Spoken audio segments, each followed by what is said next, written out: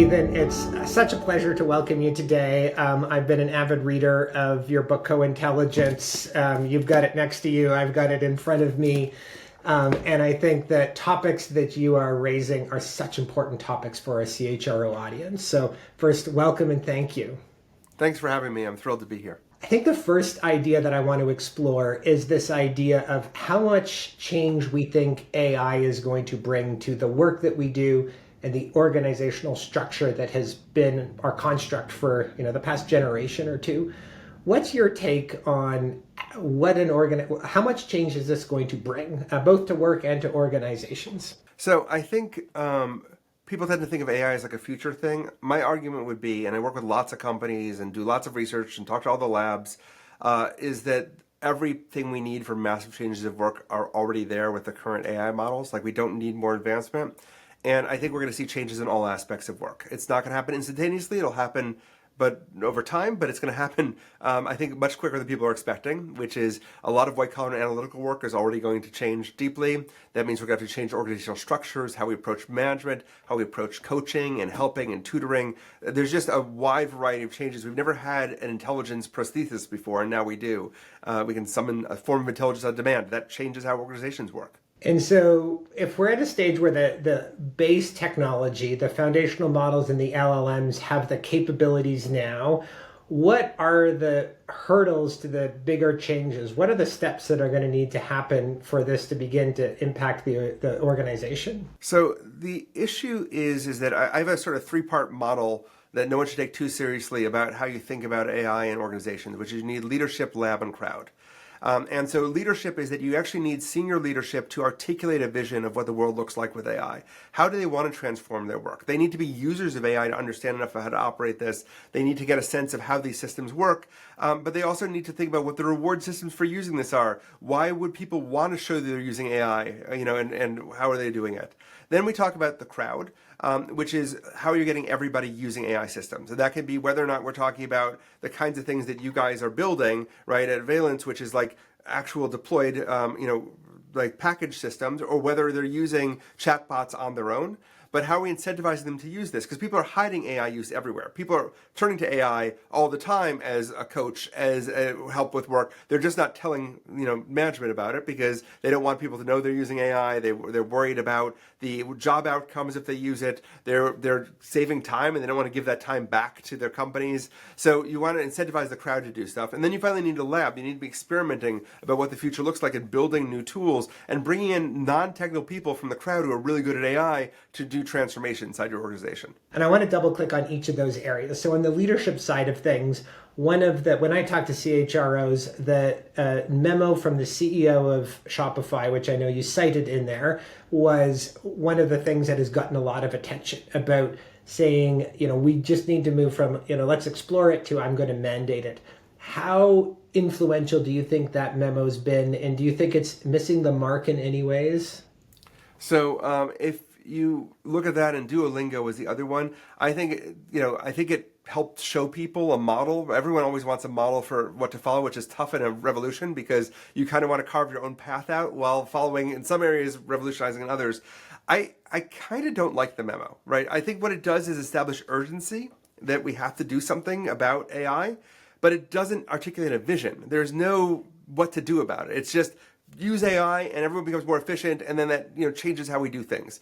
I expect leadership to articulate a vision of the future. I want them to be able to show you why you as an individual worker would want to transform your work with AI. What does my job look like? How do I get rewarded for using AI? What happens if I use it badly? Am I punished? What does my job look like a year from now when I come into work?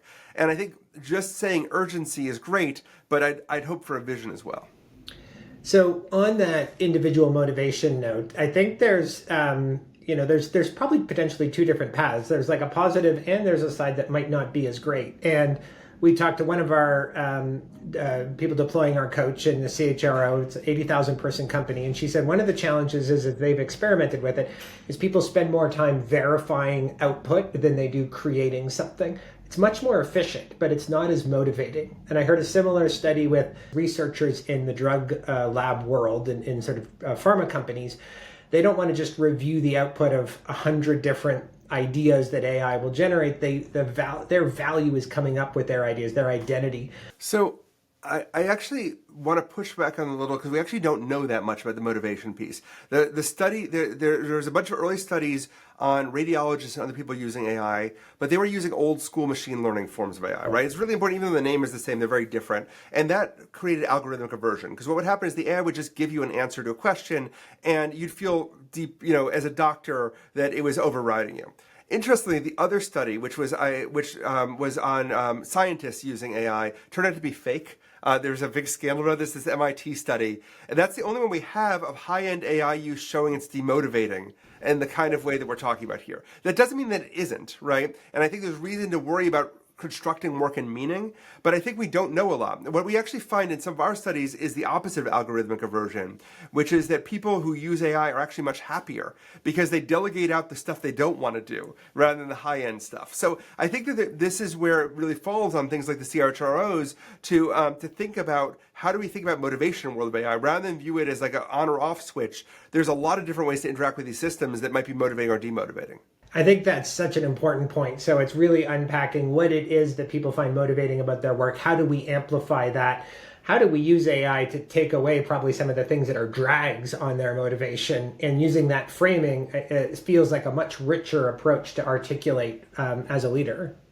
It fits into a much larger issue that I think really lands on the laps of the CHROs overall. I think that you are the place where you're both the place for someone to stand and the lever to use to change the world, right? Where is innovation coming? The HR is R&D now because the people in your organization are going to figure out how to use AI. Where is the skilling problem we're all about to hit, which is that everyone's using AI to do their work, so they're not learning anymore at an intern level. That's going to land first on the laps of CHROs. The idea that now that we have this new set of capabilities for education, for coaching, that's landing first in CHROs. So I think that the leverage point for organizations is the HR function at this point.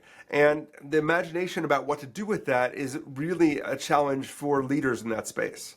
I love that lens and that take. So sort of, the company is the R&D lab and the CHRO can be helping trying to coordinate that. When you chat to CHROs, how many of them grasp that and how many of them have embraced that? So I think what I'm finding at the C-level is that there's a very easy answer to this question about who panics and who feels urgency, and it's have they used AI a lot? And the number one piece of advice I give in the book that turned out to be most accurate, right? Because you never know when you write these things, but it's the most important piece of advice is you just have to use these systems. If you have not tried to use it for every business decision you have that legally and ethically can, you don't know what they can do. And you need to use a frontier model. You need to be using O3 or Claude 4 or Opus or Gemini 2.5. Use one of those three and use them for everything for a day and get 10 hours in.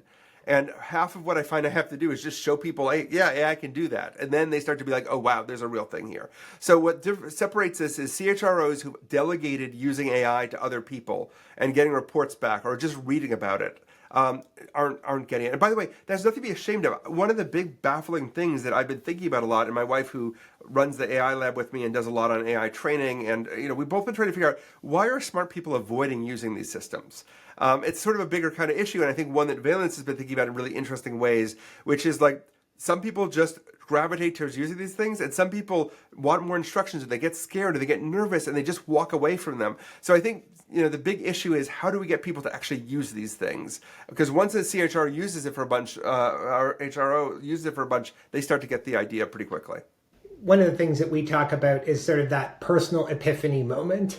And I have found the people who are most likely to be vocal advocates for this have basically a personal epiphany moment once a month, if not more. And that's from personal usage with new models. And the epiphany moment from 12 months ago might not be, the same one as now, but it's so important to have that.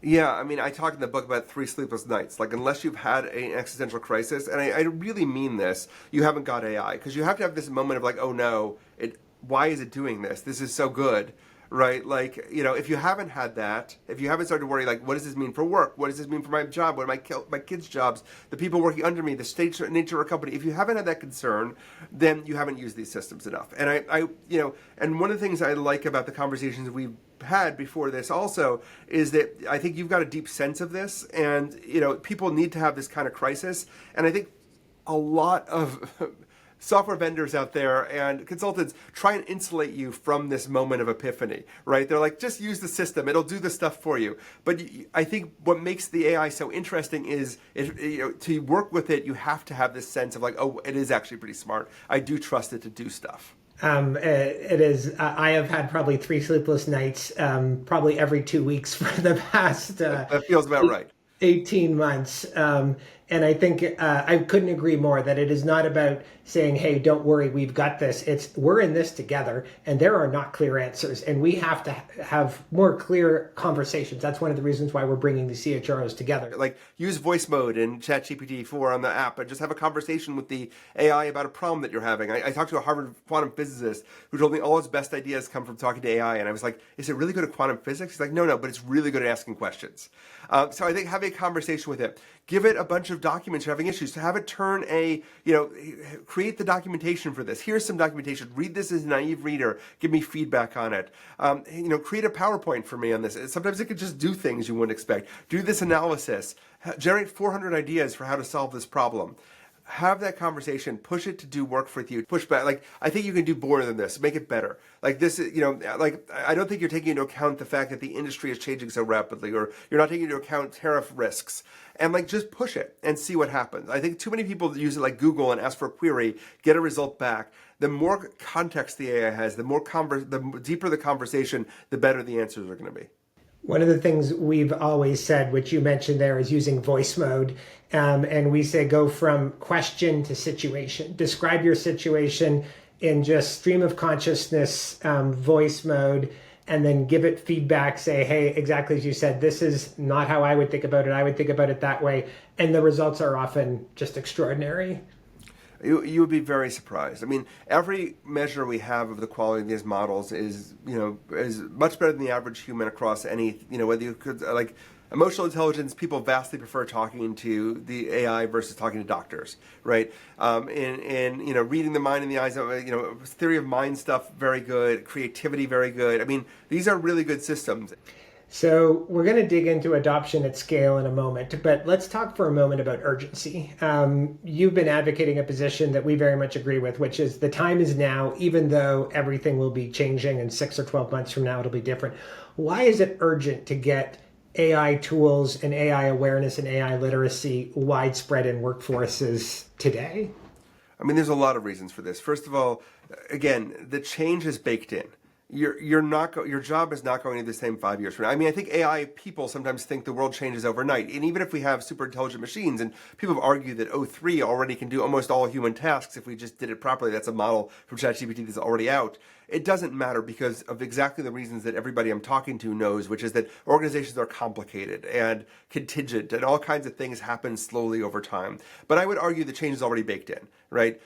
You talk to anyone in a profession who's doing detailed work with AI, and they're like, this already does a lot of work. We just have to figure out how to make it work inside our companies. So I would argue that you have to be aware of this change, the shockwave that's already happening inside the systems. The second is there's huge advantages to getting this right. Like, there's unsolved problems, especially in HR, that we can solve. I mean, you're addressing coaching. I'm thinking a lot about tutoring and mentoring and teaching. These were things that were impossible to do at scale before. Now we can do them at scale. What does that mean? How does that change what we can do? There's crises that are already going to be happening that you have to deal with. The training crisis is already going on, right? This summer, you'll notice that all of your interns are using AI to do all of their work because they're not dumb. They want to show people that they're smart, so they're going to use AI because AI is better than an intern. And all your middle managers are going to stop turning to interns to help them, and having the interns learn their jobs because AI does a better job and never complains. So you have crises that are already built in the system that you have to address. So there's opportunities, there's crisis, there's change already in the system. I cannot emphasize enough how much things are already changing. And I think the worst thing you can do is assume somebody knows the answers to all of these problems. I think we're trying to solve some of these issues in education. You're trying to solve some of the coaching. But I don't think we can argue that there's any one person you can go to solve AI for you. Because I talk to the AI labs all the time. And they tell me they use my Twitter feed to figure out what AI can do for you. Like, nobody has answers. There's no instruction manual. So if you're waiting for someone to hand you a fully built out instruction on how to use AI, you're going to be waiting until everybody else has already figured this out, and that's too late. And the people that are doing this, the outliers that have adopted this mentality, what are some of the habits or rituals or maybe how they allocate their time? Are there any patterns that you'd say, oh, these are what the people who are paying close attention to this is what they're doing? So that's that lab portion that we talked about. You don't need to be the person doing this all the time, but you absolutely need people in your organization doing this all the time. And people from an HR perspective doing it, by the way. One of the other mistakes people make is they hand this to IT or even worse, general counsel's office. No offense, general counsel's in the room. And it becomes a thing that gets wrapped around a technology or legal background. This is inherently like working with people. The best users of AI I know are good managers and good teachers. People, like the skills that make you good at AI are not prompting skills, they're people skills. And so you need to be taking that approach of like having people experimenting with it on a people skill basis and trying to figure out how it works, giving it feedback and like, oh, you could do better in this. It honestly responds really well to the kind of feedback that you give a human to. The AI responds really well to. So part of this is about experimenting personally, and I think you need to be experimenting more personally than you think you are. And by the way, it'll quickly become from time sink to like, oh, I'm gaining time back. But then even aside from that personal skill, you need people who you think are very smart, who are very good, who are inside your domain, who are also experimenting with this and showing you what they learned excitedly on a regular basis. To me, the easiest way to find those people is in the crowd. The people who are already using AI, and by the way, your organization is riddled with AI use. Like all that's happening is unauthorized AI use because we know from the number of people reporting they're using AI at work in America in a representative survey went from 30% to 40% over the course of 2 months. Like everyone's already using it in your organization. So your idea is to destigmatize use, and then of the people, there's probably people who are already trying to evangelize people. You probably have already had meetings with these people who are like, oh my God, AI does all of this stuff, and I don't know whether you've pushed them off somewhere else or whether they're working with you, but those are the people who you become part of your lab. And I'm trying to recall a stat that I believe I read in one of your posts, which is that regular use of internal GPTs sort of plateaus at 20%. Was that the number that you that's said? Anecdotally, 20 to 30% is the maximum I find from internal system use. And so anecdotally, if we're at, call it 20% and 40% in a survey, that means at least twice as many people are privately using it than publicly. And it's just that's an interesting concept for a CHRO to think about. Every person I hear using it, there's actually a second one who's not sharing it. Yeah, that's a good way to phrase it, right? It's probably at least double. And then of the rest of the people, some of them are just waiting on training and some of them just need clear instructions. Like not everybody is going to be an innovator. They need to get ideas either for the kinds of, well-built products that, that we were talking about here or else from things that come out of the lab. And I want to spend a moment on people's motivations. I've sort of joked with someone that, once you become, a senior enough in a company, your private job is almost to become a monopoly. You kind of want to have a unique perspective, a unique network, a unique something that makes you valuable. I mean, people don't do that consciously, but I think unconsciously they don't want to give up everything that they are good at. If AI is a superpower for them, is there a real conflict of interest between people finding ways to make themselves way better and not necessarily wanting to share that with 5 colleagues down the hall? Absolutely. I mean, it's worse than that, right? Like that's one of 6 reasons you don't want to share AI use, right? Because not only do you not want to give away your competitive advantage, but also people think you're brilliant right now, and because you're using AI, you don't want to show them you're not brilliant. And then also, look, people in companies are dumb. They know efficiency gains translate into headcount reduction. So they don't want to show you the higher efficiency because they might be a reduction. Even in companies where they don't worry about that, the efficiency gains mean I'm expected to do more work than I did before. Why would I ever want to do that? So I don't want to show you that I'm showing efficiency gains, right? So there's a layer upon layer of reason why people don't want to show you why they're using AI. And what are some of the techniques that either CHROs or leaders use to overcome those natural hesitancies? So there's a few things. There is, on the most basic level, it is that clear vision, right? Having an executive level vision of what does work look like with AI? Why should I feel safe that I'm using it, right? Having executives role model their use. Another really important reason for CHROs to use the system is if you use it all the time for everything, other people will start to see it being used all the time, and that will let you do things differently. But then there is actual change and reward systems. I've seen some pretty crazy things ranging from one company I spoke to, I don't recommend this, but the CEO realized how big a deal this was 6 months or 8 months after GPT-4 came out. He gave ChatGPT to everybody in the company and then fired everybody who didn't use it and by the end of the month after arguing they should use it many times. And then gave $10,000 prizes at the end of every week to everybody, to whoever came with the best AI idea. I've seen CHROs who say, before you hire anyone in a company, the team has to spend 2 hours trying to automate that job with AI and then rewrite the job proposal, or do the same thing with it when you're asking for money. I have seen people whose model just is all channel AI use. Like if you turn in a report and you haven't told me how you're using AI to do this, I'm going to reject the report. Everyone has to go through not just training, but that training is about hands-on use, and you have to certify at the end of every class that you've built something with AI. Like, it is hard to emphasize, if you think it's as big a deal as I think you and I think it's going to be, it's hard to overdo your push for adoption. I think that could be the headline. It's hard to overdo the push for adoption.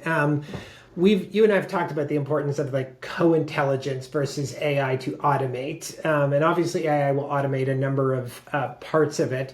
How did you come up with the concept of co-intelligence, and why is that such a central piece of the work that you promote? So right now, and I really do have to put a caveat here, right? I wrote co-intelligence, a year and a half ago or so. I still think it describes today's world really well. But I think the models are getting better. There are jobs that the AI is doing that is better than human. But for vast majority of work, the AI is a supplement to human work, right? We've never had a way of making people smarter, right, on a general purpose basis, and now we have the ability to do this. So, for example, take a deep research report. Deep research reports are very powerful. They're really good. When I talk to lawyers about them, for example, they say they save 40 hours of work producing it, and then maybe it takes an hour to have someone junior check the results. So, but now everyone has analysis on tap. How does that change your job? We know AI fills in gaps that you have. So we just completed a study at Procter & Gamble where we had 776 workers. This was my colleagues at MIT and Harvard University of Warwick. And we had them work individually or in teams of 2, cross-functional teams on real work tasks. Individuals who worked with AI performed as well as teams, right? Absolute co-intelligence stuff. And they were, by the way, as happy as teams, just to make that Richard a happy noise point earlier. These performance improvement things are very real, but they come from working with AI, where humans use AI to do work for them, but they also have enough expertise that they know when the AI is weak at something or making something up.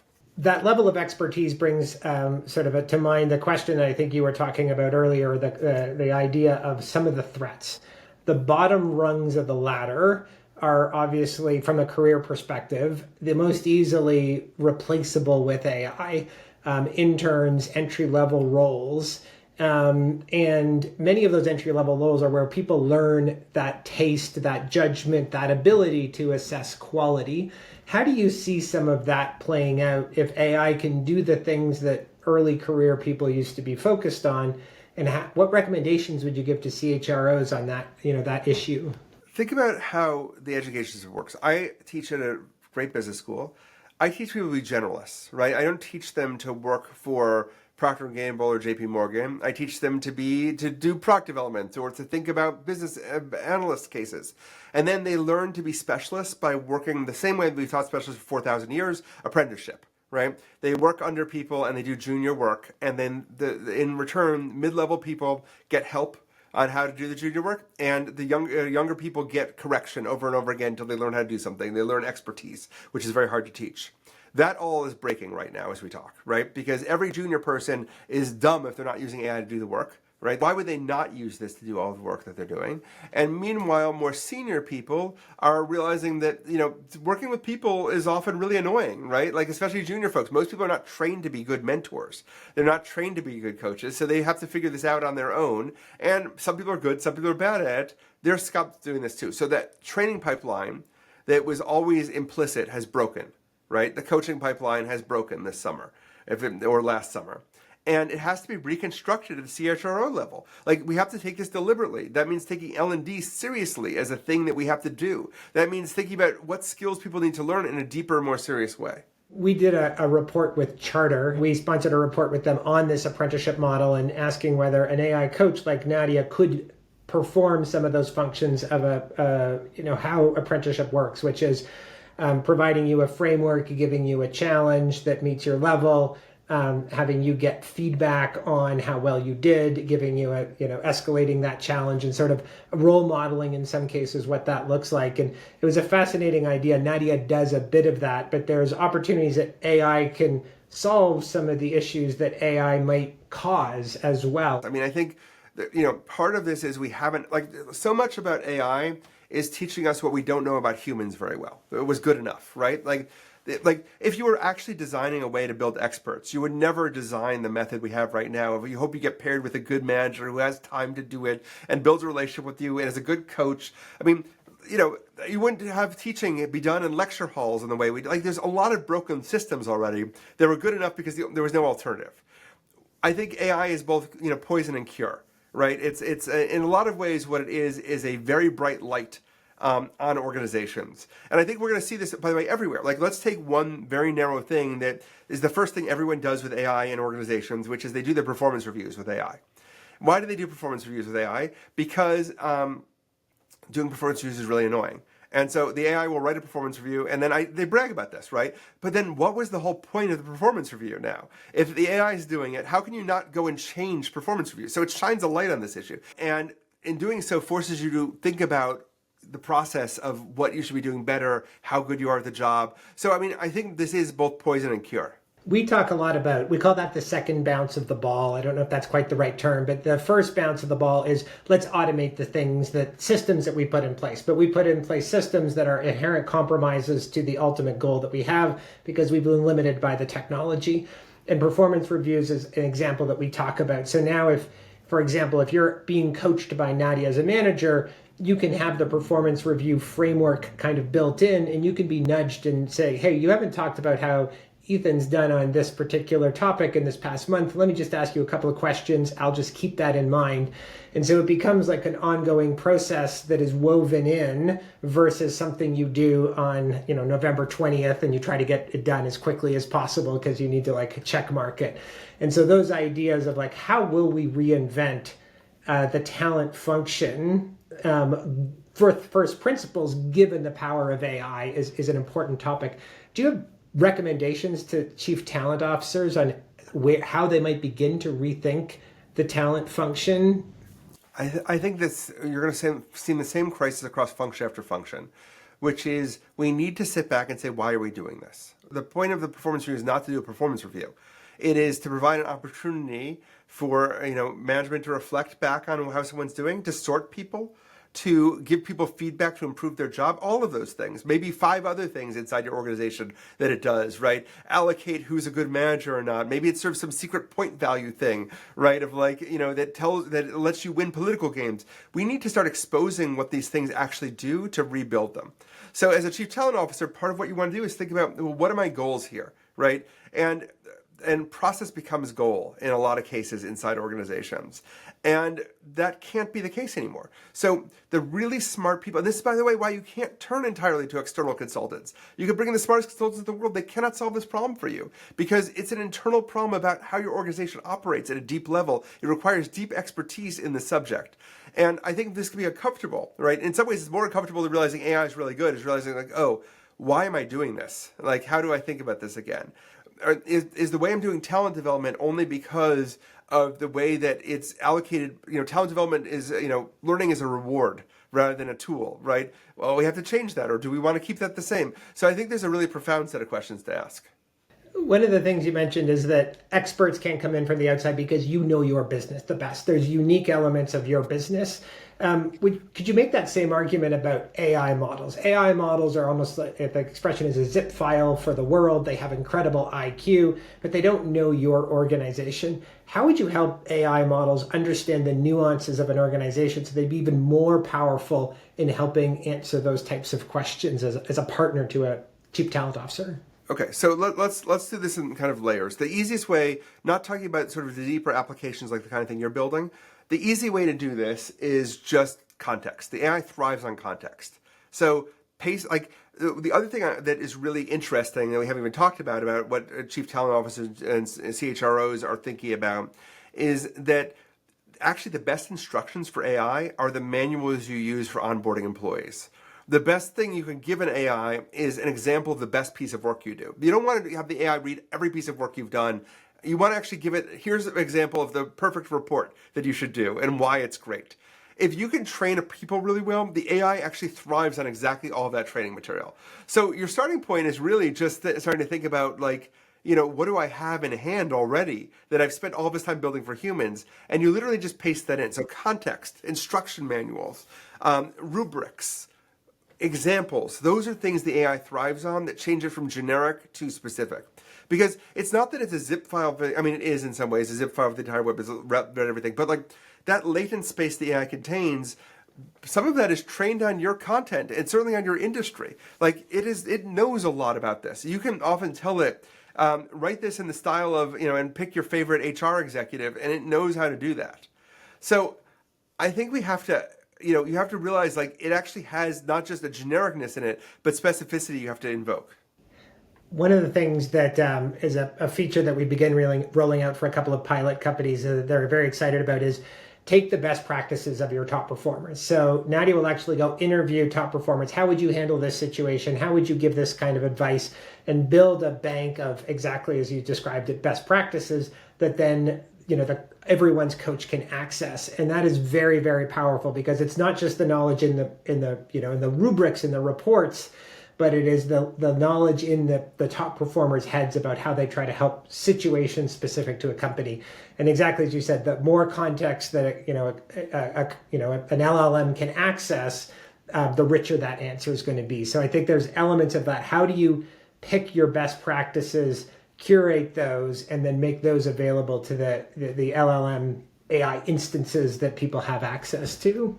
Yeah, I mean, I think curation ends up being a really important point in all of this. Like the idea that you don't push the responsibility off to others necessarily as much as you want to think through these issues yourself, right? Curation is one of the most important things. I think people don't understand enough about how AI provides abundance. Like you don't need 10 ideas. Ask for 1,000 ideas. Ask for 500 ideas. 75 slogans for this. I like slogan 12. Give me 17 variations on this. I don't like the first paragraph. So curation, taste, all of that matters a lot. And at the executive level, there's a lot of that available. So my wife is probably one of the best prompt engineers on the planet. And she is Google uses her prompts as the gold standard to compare their new models to. So they'll prompt versus her. But she's never coded a day in her life. She has a doctorate in education. She worked at in HR and training, right? Like that's her background. And it turns out that if you're really good at theory of mind, if you're good at understanding what someone might be confused, what they're good or bad at, if you're good at breaking down tasks into steps, if you're good at troubleshooting when someone goes wrong, if you're good at thinking through the kinds of problems someone might mentally have and why they might be confused about a topic, you're going to be good at AI. I think one thing that I like about the approach that you and a few other organizations are taking is trying to think deeply about one area that you and realizing the models are very smart. They need scaffolding and help to accomplish something, but we don't have broad-based expertise in this yet. I know you've talked to a lot of C-suites. What are some of the things that resonate most with them when you have a conversation with these leaders?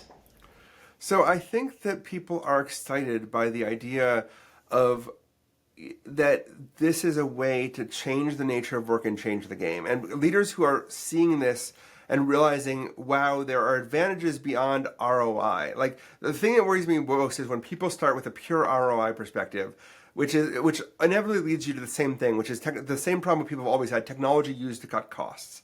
Right? And I think when people start to realize, wow, this changes what we can do. It changes how we serve customers. It changes what we do what we can provide to people. It's not a one-to-one replacement for a person. It is a expansion. It lets people do the impossible. I have sort of a three-part test that I ask people for their internal AI use. Right? I say, what thing that was important to you have you realized AI now does for everybody on the planet and you no longer need to do? If you don't have anything in that category, you've made a mistake. There is something that you thought was valuable that's no longer valuable. What's that jettison? What impossible thing are you doing now that you haven't done before? And then what are you building that doesn't work yet, but might work as AI gets better? And if you don't answer those three questions, I don't think you're far enough along yet. I mean, it's a fascinating future. I imagine every 6 months the prognosis would change. Ethan, I just want to say thank you. This was just such a energizing and invigorating conversation. I know that many of the CHROs in the audience are going to find it really thought-provoking, and thank you for taking the time. Great. This was a lot of fun. Thank you.